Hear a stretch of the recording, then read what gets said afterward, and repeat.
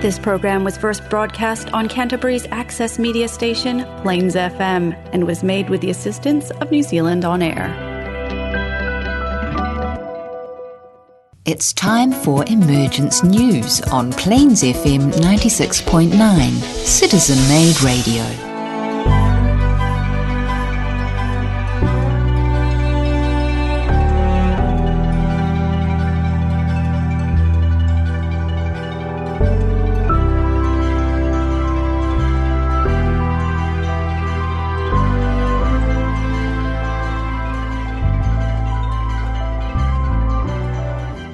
Welcome to Emergence News. Kia ora. And it's my pleasure to join you with my colleague Peter. Hi, Peter. Hi there, Nigel.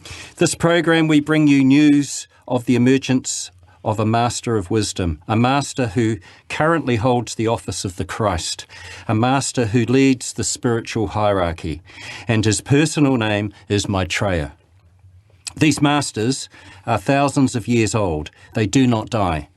Now, somebody that's just listening to this program or this podcast for the first time, they may not necessarily understand what that means. What do we mean when we say that an ascended master is 1,000 years old or thousands of years old and they do not die? Well, of course, they no longer need a physical body, but they can manifest one if they so wish. If required. If required. There are 60 masters and 3 great lords. Maitreya is one of these 3. He holds the office of the World Teacher and embodies the energy we call the Christ principle or consciousness. This emergence that is underway now as we travel from one age into a new age, the age of Aquarius, this emergence and externalization of many of our elder brothers has not happened often in our history, has it, Peter? No, in fact, this is going to be the absolutely amazing time, really, where humanity is actually going to be dragged along. So it's actually part of our evolutionary process, and that's what this program's all about, is the subject of evolution. More on that in just a moment. So a large section of our hierarchy, the spiritual hierarchy, will be emerging openly in the world. Now, back in the late 80s, there were how many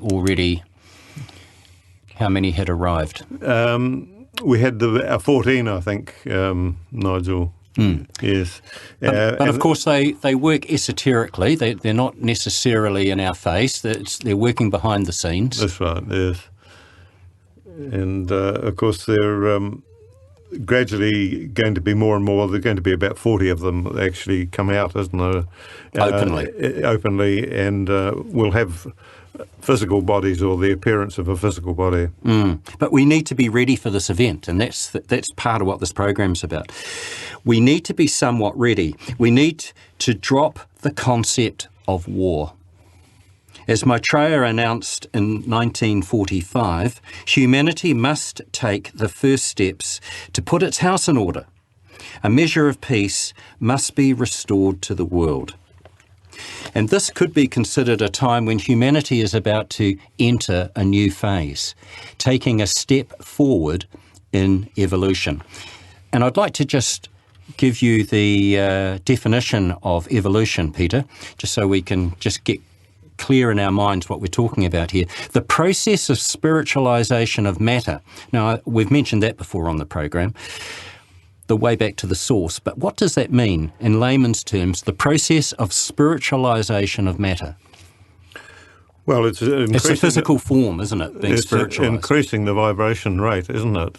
I mean, we are actually spirits, souls in incarnation, so we come from a high place indeed. And we've taken on this job of spiritualizing matter, which means that we're starting with the body that we come with. And, the body that we inhabit at this point. And so we're going to try and spiritualize this physical body. The Ageless Wisdom teachings were first made available to the public around 1875 by Madame Helena Blavatsky in 2 works, The Secret Doctrine and Isis Unveiled. And they were 2 momentous works. They were indeed. She established the Theosophical Society to introduce this new perspective on history and human evolution. The plan of evolution right here, right now, is in a process of change. It is going through a temporary period of extreme trouble and violence. But there are new energies pouring into the planet all the time. And when you hear us on this particular program, when we're talking about evolution, when you hear us talking about the rays, that's what we're talking about. We're talking about energies, cosmic energies that are pouring into the planet all the time. Particularly a great energy from a cosmic avatar called the Spirit of Peace and Equilibrium. And this avatar works precisely with the law of action and reaction. And this law is what we commonly call the law of karma. So hopefully on today's program you will gain a better understanding of the mysteries behind the evolutionary process. And you're going to be talking a little bit later about the initiation. That's right, yes, particularly this time with the Ray 7 energy coming in for the Aquarian age. Yeah. But before that, we're going to talk about reincarnation and the law of cause and effect. Back in a moment.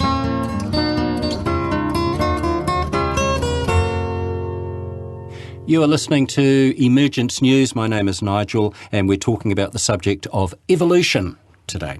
Reincarnation and karma, these two subjects, or natural laws, are the mechanisms behind the method of evolution here on planet Earth. To quote author Benjamin Creme, the evolutionary process is based on the process of rebirth. Reincarnation is the method of our evolution of consciousness. Groups of souls are brought into incarnation through two great laws, and that's what I'm going to talk about before I hand over to Peter, who's going to be covering the 5 steps of initiation. So the two great laws are the law of rebirth, or reincarnation, and the law of cause and effect. The dominating law is the law of cause and effect. The law of action and reaction, which are, as you know, opposite and equal. In religious terms, it is seen in the Old Testament, for example, as God demanding an eye for an eye and a tooth for a tooth. Very rigid, very cold, implacable, even a bit nasty. Yeah. It sounds awfully definite and indeed very cold. But in the Christian gospel, the Christ Jesus called it very simply the process by which you reap what you sow. So simple. Every thought, every action that we have under this law sets in motion a cause. We are creating causes all the time. The effects stemming from these causes, they actually make our lives. At this moment, we are making the rest of this life our next life. I'll just explain that. What we are receiving is called karma. The law of karma is the law of cause and effect. And make no mistake, it is the major law that governs this planet. And when you think about this, ponder on it, comprehend the fullness of this realisation, we begin to take a higher level of personal responsibility for everything we think, everything we verbally utter, and we become more self-aware, more responsible for our actions. When we understand the law of cause and effect, and therefore the effects of our previous deeds, both good and bad, we create the conditions of our life today. I create the conditions of my life today. The results of our deeds today create the conditions of the next period of our life, either now or when we return in our next body. And I think it's important to realise here, when we're talking about karma, we're not just talking about bad, we're also talking about good karma. They say there's actually more good than there's bad, so, we don't need to be disheartened by it. Reincarnation. Now, this is a concept that was actually, originally it was actually in the Bible, wasn't it? But there was an emperor that came along and he and his wife didn't like the concept. No, didn't like the idea. They wanted to keep control of things. Yeah, so they removed it from the Bible, but there are still references in there. Jesus and his disciples clearly had an understanding of the concept of rebirth and reincarnation. Reincarnation, the soul magically creates a series of bodies through which it can eventually demonstrate itself as a soul. At that point, we are well on the way towards the end of the evolutionary process. It takes hundreds of thousands of incarnations, but once that point is reached and the soul, looking at its reflection, the man or the woman incarnation, sees that it is beginning to respond to its soul quality. This means that you in your physical manifestation here on earth are listening to and responding to your soul input. That's why meditation is encouraged, isn't it? That's right, indeed. So why is the meditation technique so important in connecting with the soul? It's developing the antakarana. Antakarana, yeah, definitely. The antakarana is the rainbow bridge by which method we link up with the mental aspect of the soul. And then, gradually, increasingly, we become more unselfish, more altruistic, more concerned for other people, and not just satisfied by meeting your own desires and needs. Then the soul starts to stimulate the physical vehicle and begins a process which ends the evolutionary journey. We become harmless. And we've talked about harmlessness before, haven't we? We have. So when we say the soul starts to stimulate the physical vehicle, what does that mean, Peter? Well, it brings in these ideas and it more or less drags the physical, if you like, along with it. that antakarana, the link between the soul and the physical vehicle, has become strong enough for us to be stimulated by the soul. That's right. Yes. Soul contact. We've got to make it ourselves, make the bridge ourselves. And you've got to work at it. And keep it alive. All right. So once this process begins where there is soul contact, the evolutionary process, enters a new phase, and it's called the process of initiation. And you're going to be looking at that next. Just give us a taster of what you're going to be looking at, Peter. Yes, well, it's very interesting that, of course, the Aquarian age is the race 7 energy, and the race 7 energy is the initiation ray of the first initiation. And so there are millions of us about to enter this. Millions of people just sitting on the doorstep of the first initiation. And this will be done no longer just in private individual initiation, but it'll be done as group work. And it's another sign of the Aquarian age is group work. And cooperation. Correct.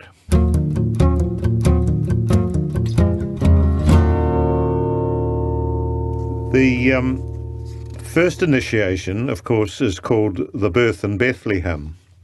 And Jesus signified all the initiations in his life. The birth at Bethlehem, the baptism in the River Jordan is the second initiation. The third initiation was the Transfiguration. The fourth initiation was, of course, the crucifixion. It's in the Eastern world, it's called the renunciation, the great renunciation of everything physical. And of course, the fifth initiation makes a man a master. And at that point, every atom in his body has been transferred into subatomic particles, and he has now a body of light. That's why the masters can come and go as they like, because they don't actually have a dense physical body. They've created a body that looks like a body, but is actually made up of light. They are enlightened beings. They're actually great scientists. Yes, this is true, Nigel. Yes, this is right. So anyway, the first initiation, the birth of Bethlehem.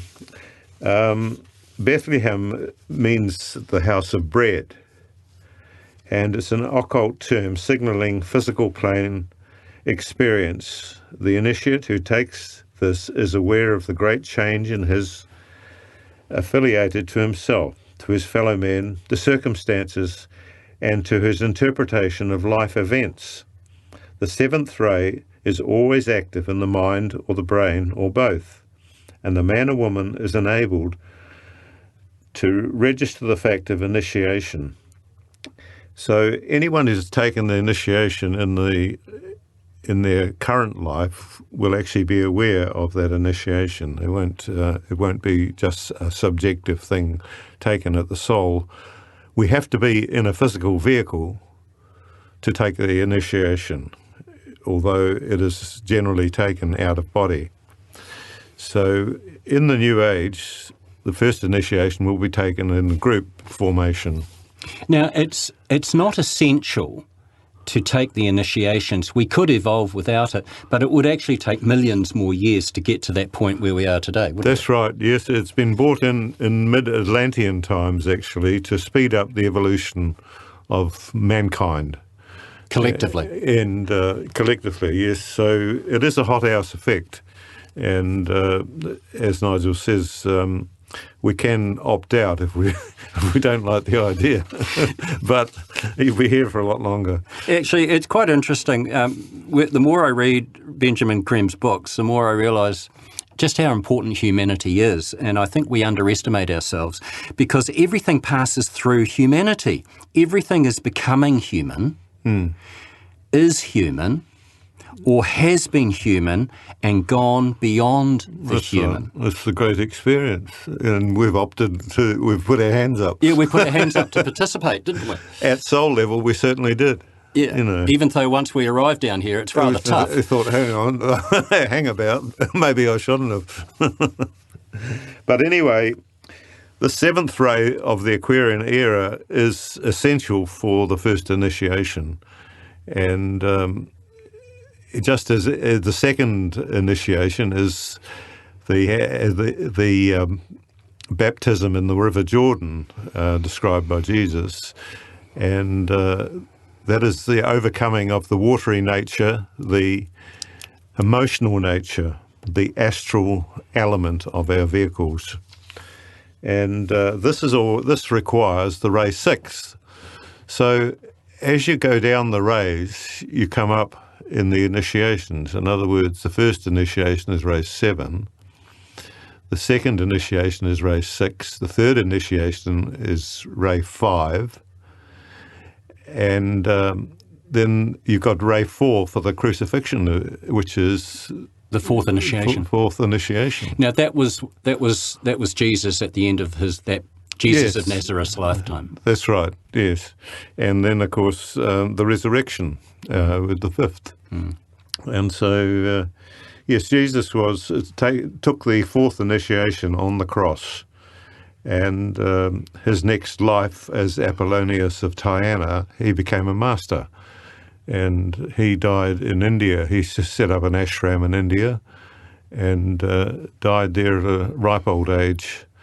So hence the story that Jesus didn't actually die on the cross and went to India, but in actual fact it was as Apollonius of Tyana. In their next lifetime. He was his next lifetime. Because we're not just talking about Darwin and the physical evolution here, are we? We're also talking about the evolution of consciousness. Exactly. This is what the soul's about, increasing the consciousness. And of course the soul is actually perfect on its own level. And but it has volunteered to upgrade the dense physical world, if you like, as part of the plan of God. So that's why we're doing it. Good choice of word, upgrade. Indeed. So the second initiation is sixth ray, as I mentioned, produces some control of the emotional or astral nature and the beginning of the will nature, a conflict between the lower and higher self, which reveal the ancient conflict between emotional nature and true realization. In connection with humanity, the effects of the sixth ray, the development of a tendency to clarify the world atmosphere, thus releasing the energy of goodwill. And of course, goodwill is the lower aspect of God will.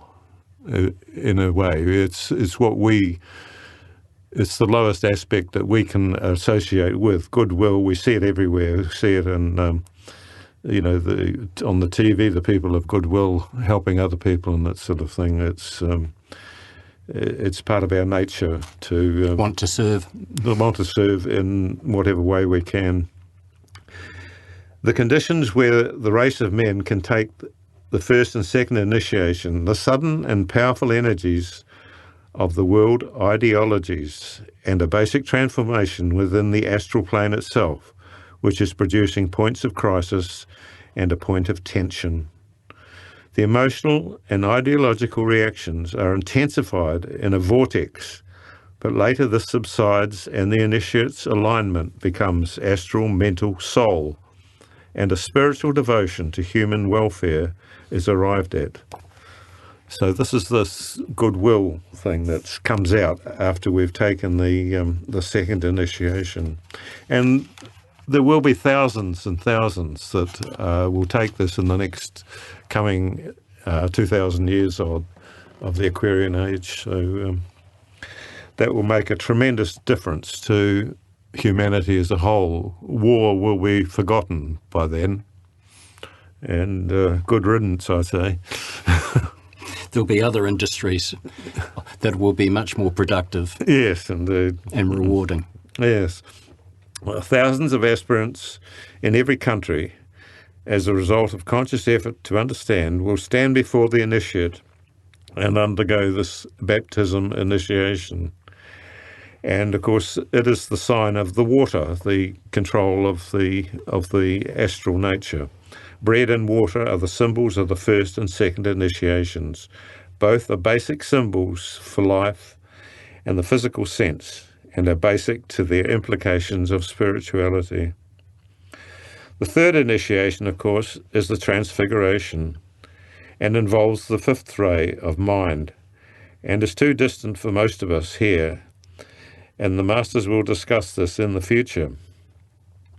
Of course, the fourth initiation, as I said, is the Great Renunciation, or the Crucifixion, and it uses the fourth ray energy. So the fifth sets a man free from the earth life, the wheel of rebirth, and as a first ray energy is used on the fifth initiation. And it's the fifth initiation where we become a master. And we no longer need to take on a physical body. That's right. So we're free from that point of view, but then the work starts.